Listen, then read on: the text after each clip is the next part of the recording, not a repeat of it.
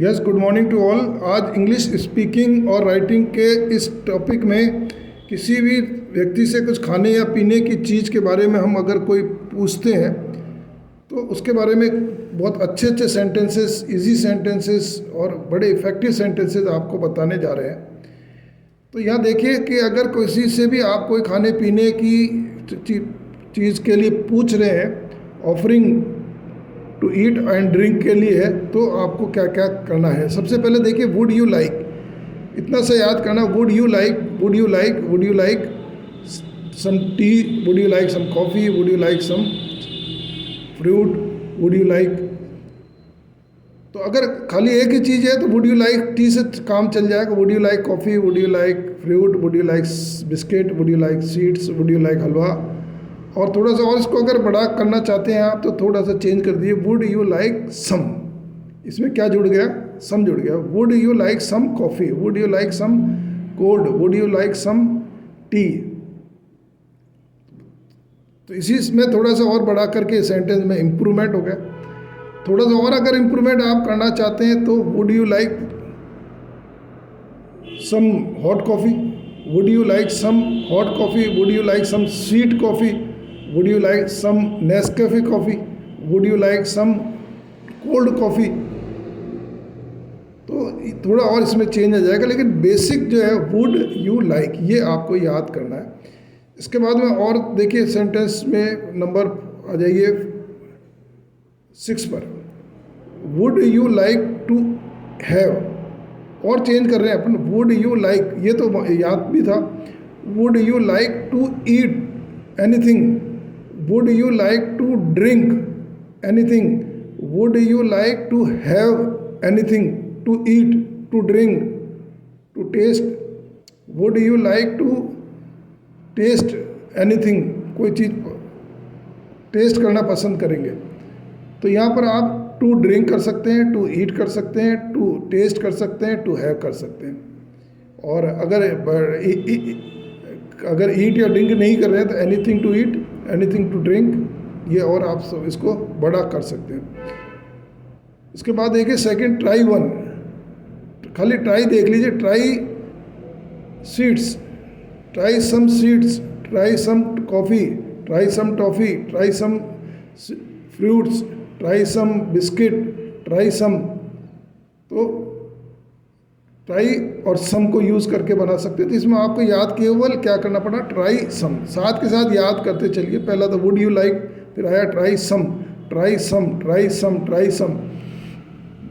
उसके बाद में अगर थोड़ा और इसको बड़ा करना चाह रहे हैं तो try one of these, try one of these seeds, try one of these toffee, try one of these sweets. एक के लिए तो वन कर सकते हैं, इसको और चेंज करना चाहें तो वन की जगह try some of these sweets, try some of these toffees, try some of these sweets, try some of these fruits, try some of these halwa.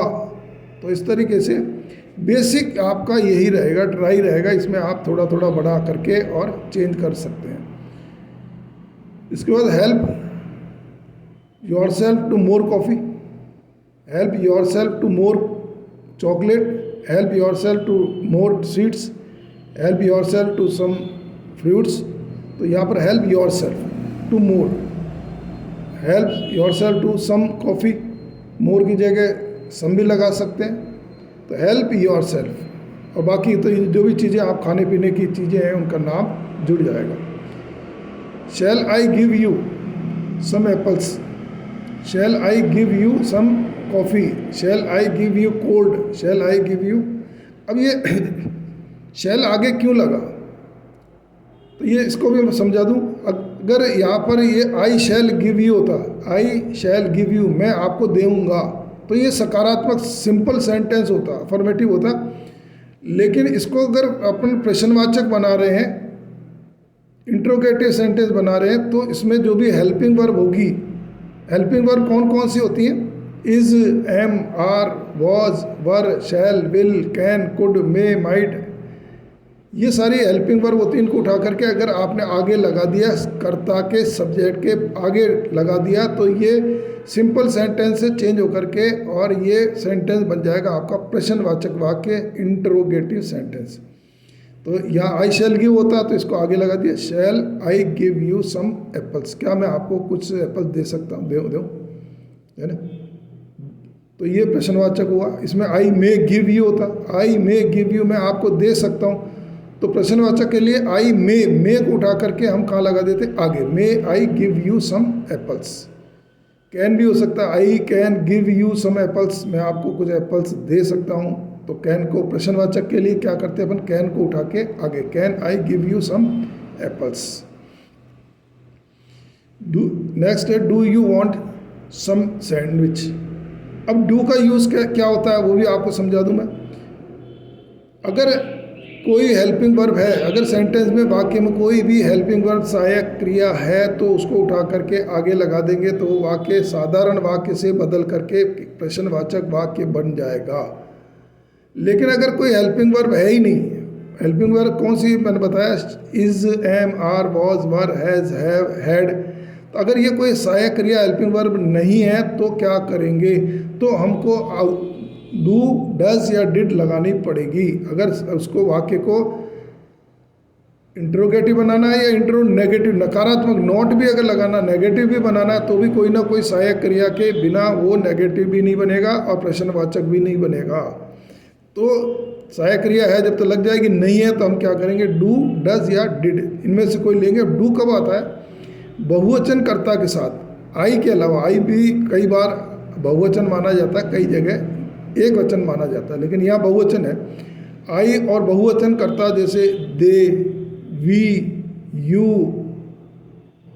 People, ये सब बहुवचन है। बहुवचन के साथ में आई डू लगेगा, we do give, we do not give, they do not give, तो इनके साथ में डू लगेगा। डू लगेगा तो क्या होगा, उसको हम प्रश्नवाचक बनाने के लिए आगे डू को लगा देंगे तो वो आपका प्रश्नवाचक वाक्य बन जाएगा।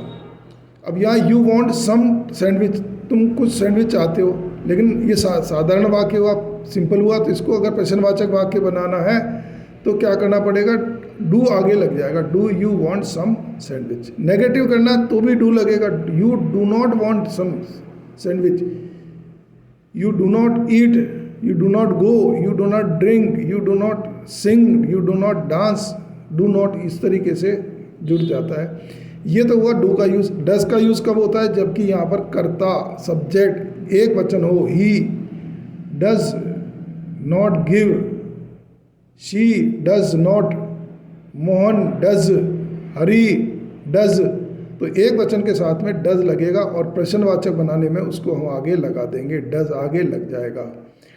डिड का यूज़ कब होता है, जबकि एक प्रेजेंट वर्तमान काल नहीं हो, भूतकाल हो।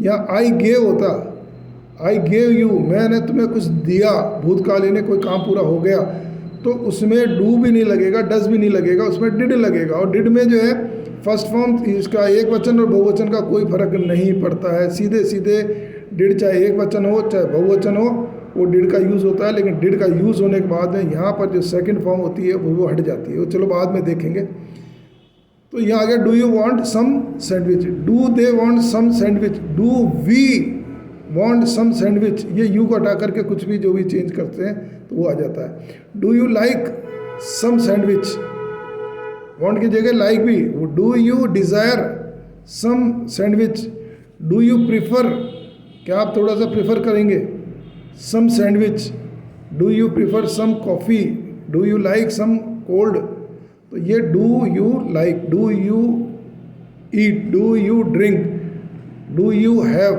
है ना। इस तरीके से ये बहुत सारे सेंटेंस, एक बेस सेंटेंस से आप बहुत सारे सेंटेंस बना सकते हैं। Would you like to have, ऊपर भी आ गया, would you like to eat, would you like to drink, would you like to have, है ना, would you like to prefer, तो इससे भी आप बहुत सारे सेंटेंस बना सकते हैं। हैव अनदर, हैव अनदर, ये बहुत अच्छा छोटा सा सेंटेंस है, प्यारा सा। Have another, take another, prefer another, eat another, drink another, है ना। तो इससे हैव का मतलब कोई भी चीज़ लेने से होता है, तो ड्रिंक अनदर कॉफ़ी, एक कॉफ़ी और पीजिए। ड्रिंक अनदर लिम्का, लिम्का और पीजिए। ईट अनदर समोसा, ईट अनदर कचौरी, जो भी है। तो ये have another, have another, have another. उसके बाद में ये ऊपर अपन ले चुके हैं, वुड यू लाइक टी, ये अपन कर चुके हैं। नेक्स्ट है 9th, what drink do you like, what drink do you like. तो अब ये वर्ड का यूज़ कब होता है, ये देखो डू डज डिड का यूज़ आपको बता दिया। डू डज डिड का यूज़ हम तब करते हैं जबकि कोई सेंटेंस में हेल्पिंग वर्ब सहायक क्रिया नहीं होती है, तो हम उधार लाते हैं डू डज या डिड एक वचन के साथ में, डज बहुवचन के साथ में, डू और भूतकाल के लिए डिड का यूज़ करते आए हैं। अब वर्ड का यूज़ कब होता है, जब ये डू वाले या हेल्पिंग वर्ब वाले जो सेंटेंस होते हैं, प्रश्नवाचक वाक्य जो होते हैं, उनका उत्तर हम हाँ या ना में दे सकते हैं। Do you like some tea, क्या आप कुछ टी पसंद करेंगे, तो हाँ या ना में, नहीं पसंद करूँगा या करूँगा, हाँ या ना में उत्तर दे देंगे। Do you like to eat some mango, क्या आप कुछ मैंगो खाना पसंद करेंगे, तो हाँ या ना में उत्तर दे सकते हैं।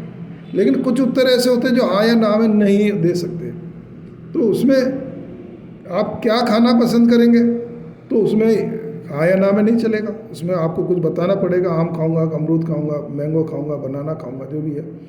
कब खाएंगे आप खाना, कब खाएंगे, तो आप हाँ या ना में उत्तर नहीं दे सकते, उसमें आपको टाइम बताना ही पड़ेगा। आप कहाँ खाना है खाएंगे, वेयर, तो आपको जगह बतानी पड़ेगी। तो ये जो WH वाले वर्ड्स होते हैं, ये भी प्रश्नवाचक वाक्य में लगते हैं। इसमें व्हाट का मतलब क्या से होता है, आप क्या खाना पसंद करेंगे, कहाँ, तो वेयर का मतलब कहाँ से होता है, उसमें अपने को जगह स्थान के बारे में बताना पड़ेगा। व्हेन समय के बारे में बताना पड़ेगा, कब अपन क्या करेंगे। हाउ कैसे होगा, कोई भी काम कैसे किया जाएगा। हु में आएगा कौन, हुज किसका, तो ये जो आगे लगते हैं। और ये व्हेन वेयर वाई ये सबसे आगे लगते हैं। इसके बाद डू या डू डज डिड भी लगाया जाता है। तो what drink do you like, आप कौन सा ड्रिंक पसंद करेंगे। What drink do you like, what food do you like, कौन सा खाना पसंद करेंगे। What fruit do you like, कौन सा फल पसंद करेंगे। व्हाट स्वीट, कौन सी मिठाई do you like. What toffee do you like. What song, कौन सा गाना पसंद करेंगे। व्हाट फिल्म, कौन से फिल्म पसंद करेंगे। What drink do you like. इसमें लास्ट है हाउ अबाउट। ये छोटे छोटे हैं लेकिन बड़े प्यारे सेंटेंस हैं। How about A drink, how about A breakfast, how about breakfast, how about dinner, how about lunch. तो लंच में आप क्या लेंगे, और डिनर में क्या लेंगे, सफ़र में क्या लेंगे, ब्रेकफास्ट में क्या लेंगे। और हाउ अबाउट या व्हाट अबाउट, हाउ अबाउट या व्हाट अबाउट, तो दोनों का सेंस लगभग मिलता जुलता है। तो इससे इस तरीके से आप जो है बहुत सारे सेंटेंस, इन 5-7 सेंटेंस से 50 सैकड़ों सेंटेंस आप बना सकते हैं। टेंस में, ग्रामर में ज़्यादा उलझने की ज़रूरत नहीं है। इनमें कुछ जो स्पेशल सेंटेंस यूज़ में आते हैं उनको अपने को डीपली देखना है। आज के वीडियो में इतना ही। Thank you very much.